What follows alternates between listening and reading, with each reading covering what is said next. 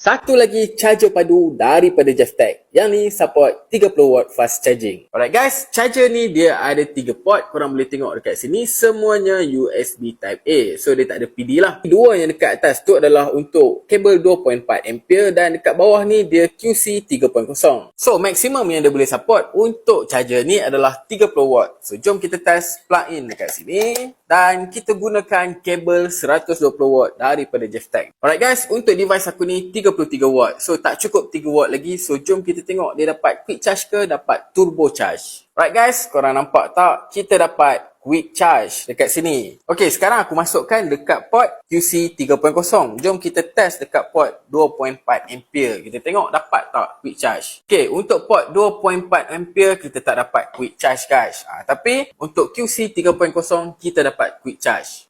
So guys, untuk korang yang ada smartphone 30W ke bawah, mungkin charger ni untuk korang. So guys, kalau korang minat dengan adapter charger ni, link dekat beg kuning di bawah.